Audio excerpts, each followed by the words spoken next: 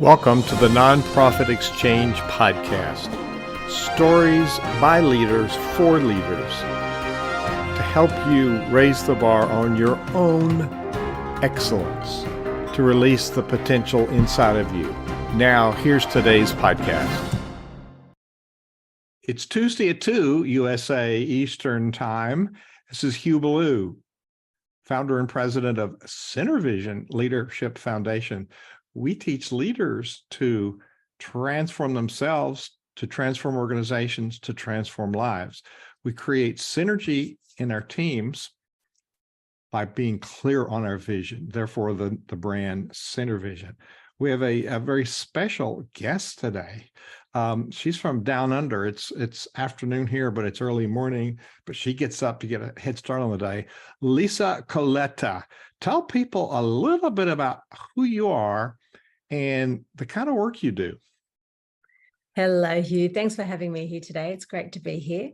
So, Hugh, I am a corporate governance change leader. And for those of your listeners who may not have heard that term before, I spent a lot of my time going into organizations and working with chairmen and board members and CEOs and managing directors in supporting them in, frankly, cleaning up a lot of the corporate BS, dare I say, that gets embedded into organizations. And I support them in aligning their policies and their frameworks and I guess roles and accountabilities is the best way to describe it within organizations so they can effectively and efficiently move towards their goals. I've been doing this kind of work for around 25 years now, and I formed the Governance Collective around 4 years ago. So I've been in this space for quite a while, and I've worked with all types of organizations, including not-for-profits. Whoa, that's a really good term. Now, I've worked with leaders in all kind of organizations for 34 years, and it's pretty much some of the challenges haven't changed, even though the circumstances have changed. And there's some particular deficits in the nonprofit sector. We call it nonprofit, although that word's really a problem because we got to make a profit. So Yeah. we hear that word nonprofit, we go into this low functioning scarcity mindset. But the other one that really taints our work is what you just referred to, is the corporate BS. It's all of this stuff that the corporate leaders try to bring in. It's really dysfunction on a higher level. So what are some of the highest problems, the most common problems that you see in the culture that a leader needs to be aware of?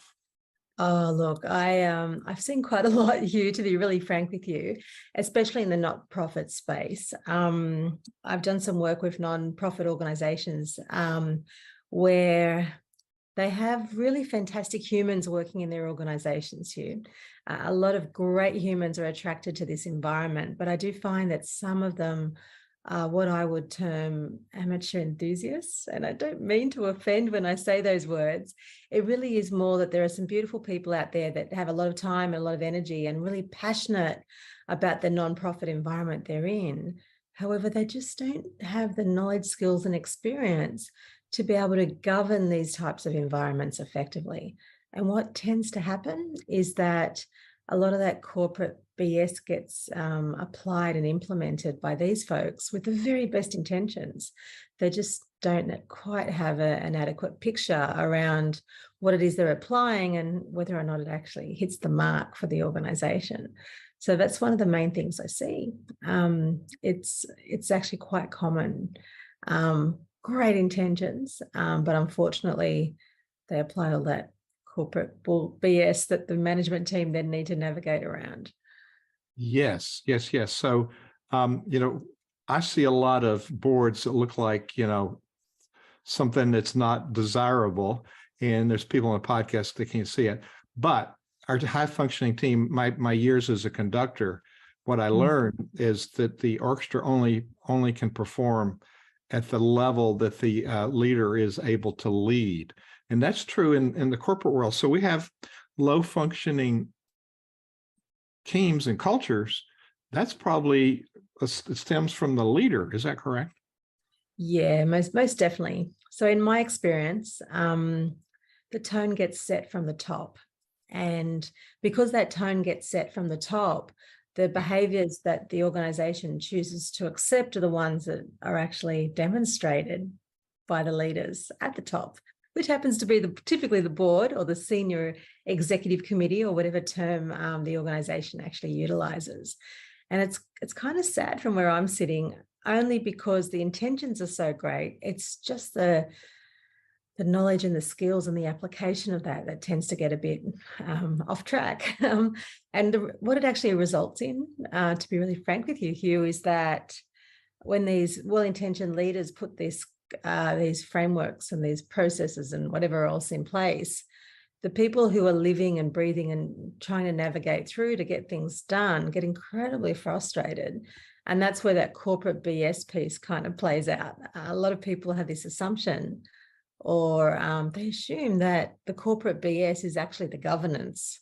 And it's not the governance that's actually the corporate BS. It's the application of governance in those environments that tends to let them down. And so governance gets a bit of a bad rap, but it's actually not that fair that it is seen that way, if you kind of get what I mean. Let's clarify some terms here. Now, Yeah. I think Winston Churchill used to say that Great Britain and America were two countries separated by a common language.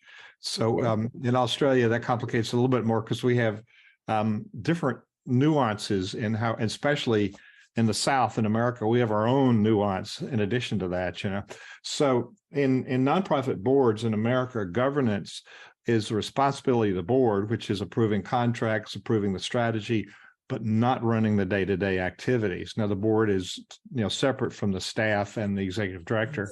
They're also responsible for financial oversight. So give us some context on governance and how it's important in your work. Yeah, look, it's governance is fundamentally essential in organizations. And as you clearly described there is a separation of, dare I say, church and state when it comes to that oversighting, the effective strategic oversighting by the board and the day-to-day operations of business. And governance is especially important in those nonprofit environments where, unfortunately, they don't have enough humans on the ground. They don't have enough people on the ground to be able to have adequate resources in both of those camps, both the strategic camps and the operational camps. And what I do tend to see quite a bit is that those leaders that are on the board environment requiring the role of strategic oversight, that's what they're there to do, tend to get quite operational because they just don't have the people on the ground. That's the first reason. The second reason why it tends to happen is because those leaders are used to playing operationally. They're not used to playing strategically, and they don't know what strategic oversight looks like. So when you're conditioned to play a certain way, you tend to land on or lean on your default, which tends to be a lot more operational. And that's where a lot of these boards tend to become unstuck. And that governance piece and that separation, recognizing the difference between oversight, which is standing over and watching and observing and providing insights, as opposed to doing, gets a little bit blurry. I'm sure you've seen it here. It's like me trying to be in front of an orchestra and directing without them having the music. So the strategy is the glue that informs people where they need to be engaged. And I'm surprised, I don't care what kind of organization, I'm surprised at how few leaders understand how to integrate strategy into performance and how essential it is to elevate this ordinary team of really well-meaning individuals to a high-performing team. So what are some of that, you talked about some misunderstanding, shall we say, some of the myths that we tell ourselves, either as the corporate structure or the leader. What are some of the prevalent myths that we've been taught or we tell ourselves that really aren't correct and they hurt us? Look, there's a couple of myths there that we do tell ourselves. Unfortunately, we do let ourselves down.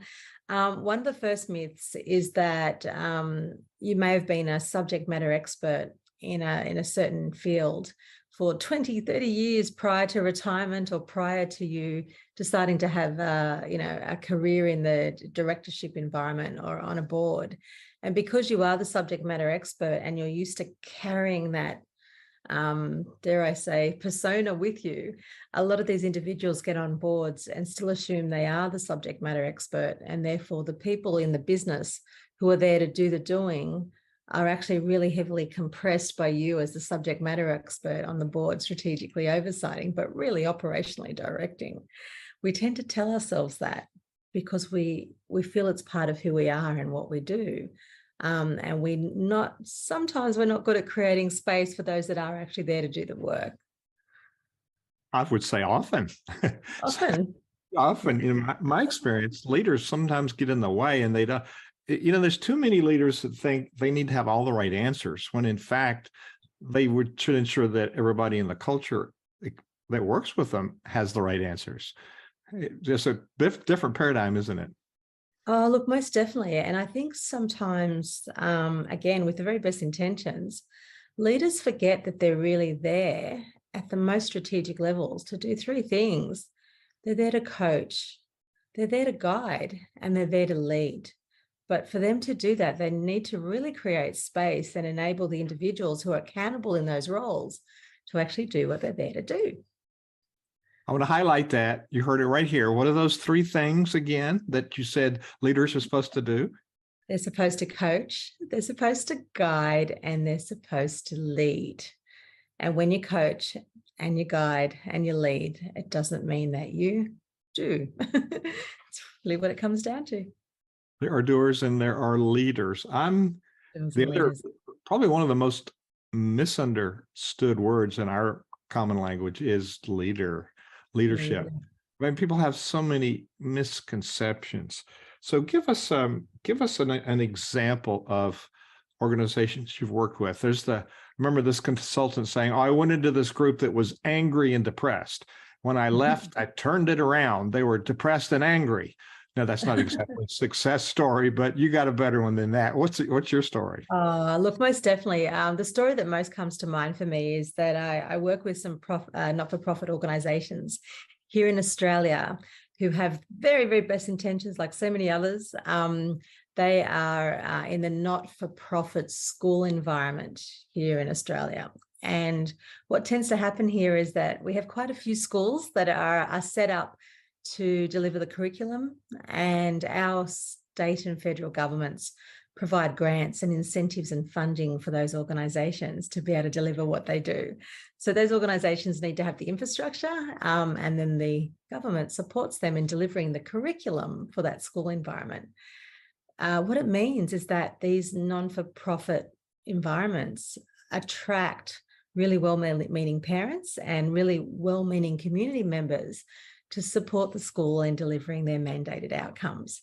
But what it also means is that these really well-intentioned individuals are actually handed hundreds of thousands of dollars, in fact, millions of dollars annually to run / oversight and direct the school with the very, very best intentions.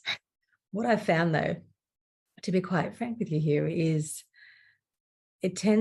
these environments tend to attract individuals that have a certain type of commercial skill set. And that is individuals that are used to playing with millions of dollars for construction and for development type environments. They're not actually educators. And what can happen, and what I've seen happen, is that they lose sight of what the purpose of the organisation is and the mandate. So it's not actually about constructing new facilities and driving it like a commercial asset-based business. It really is about the education piece. And unfortunately, they can lose their way. The biggest risk, of course, is in those environments is conflicts of interest, because in the construction industry, especially when you run your own business, you can give the work to whoever you want, and there isn't effective oversight and decision-making around how do we spend this money, because unfortunately, some of these boards forget that the money's not actually theirs. It's there on behalf of the children to deliver outcomes. Yeah, so what happens is that they're playing with the money like it's their own, and they lose sight of the fact that it's actually they're really stewarding those dollars on behalf of the students in the business, and they lose sight of that and end up spending dollars on things that don't align with the mandate of the organisation. we haven't really aligned with our values and our guiding principles and our core values. And Absolutely. and boards should know better, but they really don't, do they? Look, they don't. And again, because they're wired, individuals in these environments, in my experience, are wired with the very best intentions. So from where they're thinking, they're going to get the best person for the job to achieve the outcomes that need to be achieved. And what they're forgetting is that there needs to be really great governing oversight where they're making sure that every decision and dollar counts, and they're they're really getting value out of the money they're getting. And the only way they can do that is applying a really effective procurement framework that enables them to get quotes, to have rigor, and that doesn't involve conflicts of interest or any of those related party transactions, because typically it's a family member that they refer the work onto, and family members are not competing for this work. And the organization, they're doing a disservice to the organization because they're not able to demonstrate. And governance is a show me, not a tell me. It delivers show me's in the organizations, not tell me's. So when it comes time for auditors to step into those organizations from government to show me that you've used this money correctly in the way it was intended, a lot of these boards and organizations are falling down and having their funding taken off them because they're just not able to demonstrate that the rigor and the governance and the oversight is where it needs to be. You're so spot on. Funders want to know that you're good stewards of other people's money. And that's really critical if you want to have sustainable recurring funding. So talk about what would an ideal nonprofit board look like? Oh, great question. Great question. So typically the actual makeup of the board comes from members. The members actually vote and put these boards in place.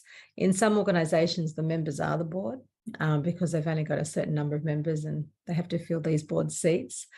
Ideally, these boards and the way the skill sets on these boards are actually predefined.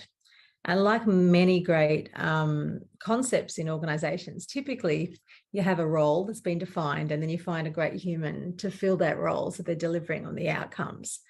In a lot of these board environments, you tend to have humans that happen to have certain types of skill sets and they kind of default into that place and space.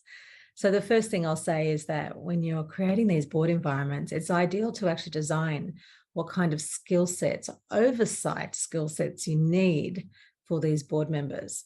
And I'll stress that again, oversight skill set, not doing skill sets.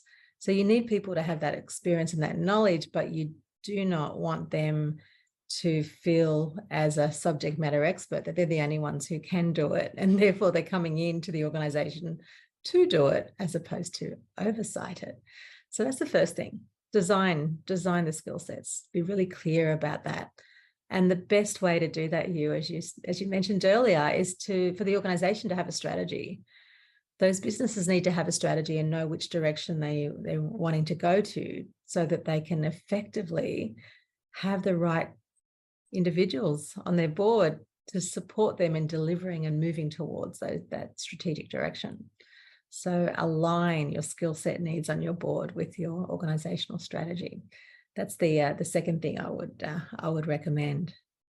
The third thing I would recommend is as part of your organizations or your nonprofits board charter, have a code of ethics or a code of conduct that recognizes what kinds of attributes, characteristics, and behaviors you're actually expecting from your board members. And as part of that induction process, when you have new members that join the board, make sure they really get and understand what's expected of them. The other thing that I would do, if you do have the luxury of doing so, is recognizing whatever the values that the board, that environment actually have predefined for their culture, find people that have exactly the same values or align with those values as closely as possible. And the reason for that, Hugh, is that a lot of organizations tend to bring people in without doing that assessment, and then they spend all their time trying to realign individuals' personal values, and it's really hard slog. They spend more time managing people and behavior than they do recognizing that it would have taken less time to find people who actually had aligned values with the organizations in the first place. So a lot of information there, Hugh.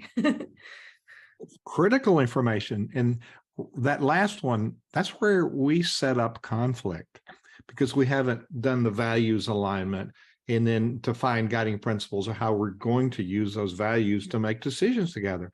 So that's the heart of creating a culture.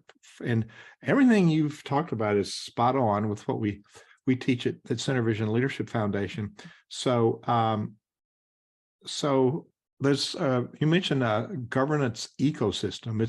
It's tied to the strategy. I want to go back to that, highlight what you said there.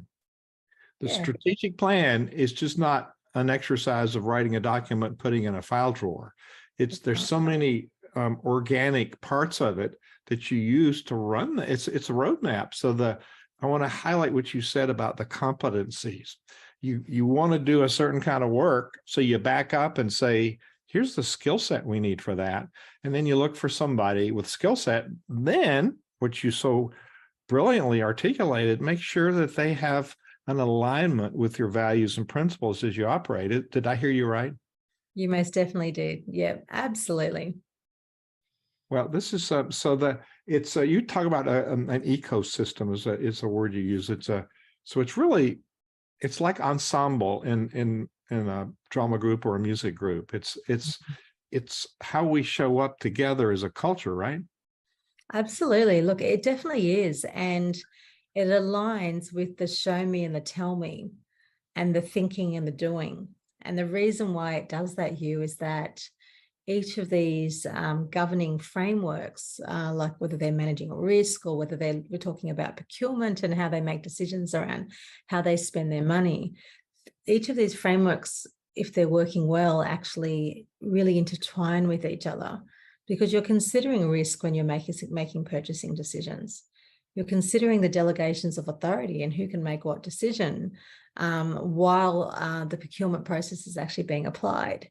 You're integrating strategy and risk because you want to understand as a board what risks are actually there that are potentially going to get in the way with us delivering our strategy.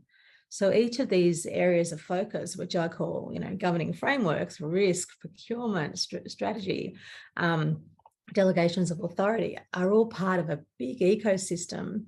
And when I say big, I mean big as in important, not as in big, cumbersome red tape oversight kind of, spend a lot of money running them kind of frameworks.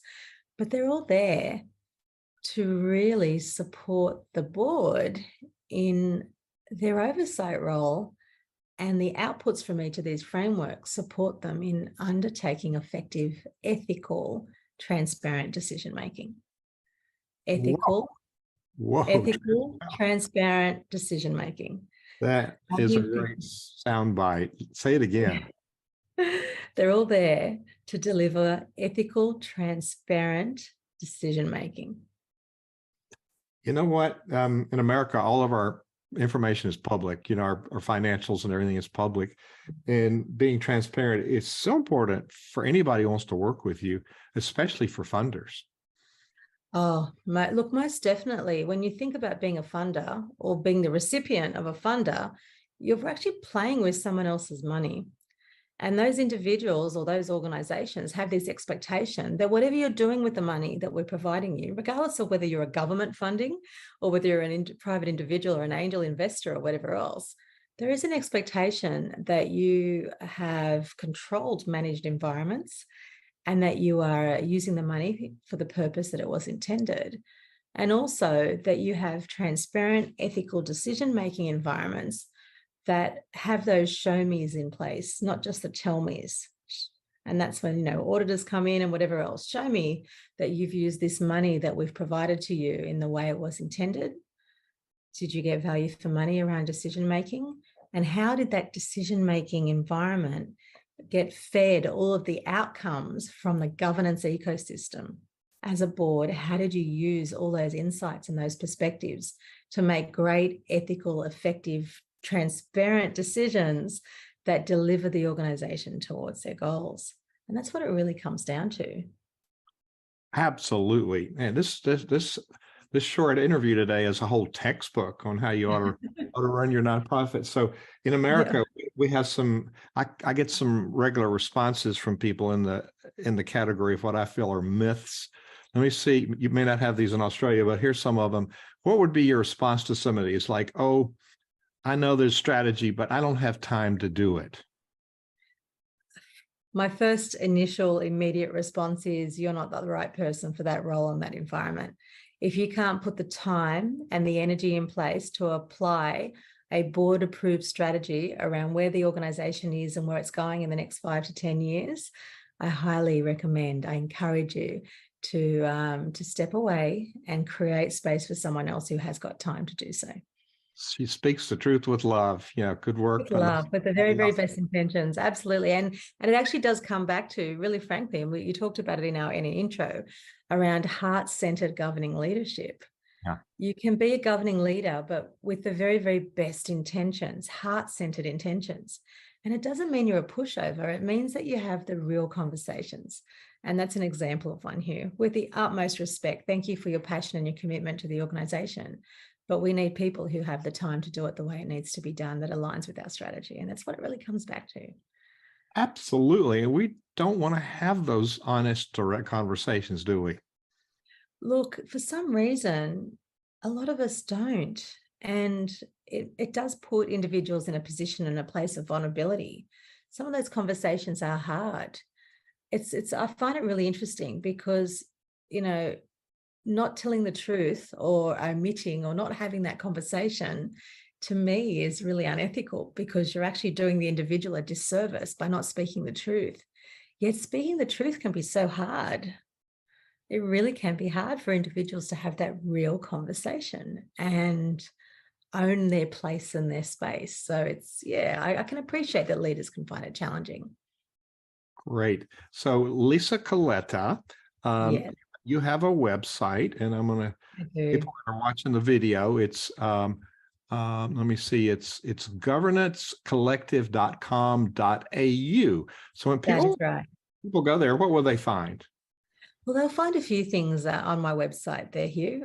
First of all, you'll find a little bit of an overview of who I am and what we do here at the Governance Collective.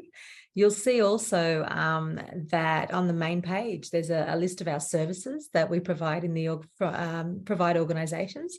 We don't just play in the not-profit space. We do work with business owners who run their own businesses and larger size organisations as well. You'll also see there that we have have some details around our approach and how we deliver really, really effective outcomes for organizations that align with the organization's purpose and their goals. And a lot of that has to do with how the organization performs, the organization's culture, and how the organization wishes to grow and progress towards its strategic plan. So there's quite a lot of information there. You'll also see that there is a free link there to schedule some time with me. So I encourage your listeners and your viewers, if you'd like a little bit of one-on-one time to unbundle and talk through any of the concepts I've talked about today, they're very welcome to jump on and get a free hour with me, a bit of a discovery call to talk through what they're currently experiencing. Give us the URL one more time.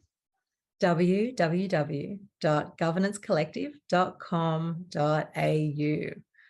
Governance Collective is the name of the organization. And I'm sure you've determined, and in this short interview, that Lisa Colletta really has experience to focus in on helping you upgrade your performance. So what's a thought you'd like to leave us with today? A couple of things, I guess, really super quickly, Hugh. First of all, non-profit organizations are incredibly important to the ecosystem of countries. So thank you to all of those who put their time and energy in to supporting non-profits in your country. It's a really, really important function that you're undertaking. The key takeaway for those of you that are undertaking those roles is that you may find that from the conversation we've had today, that the level you're playing at may need to actually lift. And the key word for me is perspective. That strategic governing oversight perspective is where you need to play. And I'm hoping we've provided some value in what that looks and feels like during our conversation, our discussion. You truly have. Lisa Colletta, Leadership Collective, thank you for being our guest on the Nonprofit Exchange today. My pleasure. Thanks for having me. It's been an absolute joy. Thank you for watching the Nonprofit Exchange.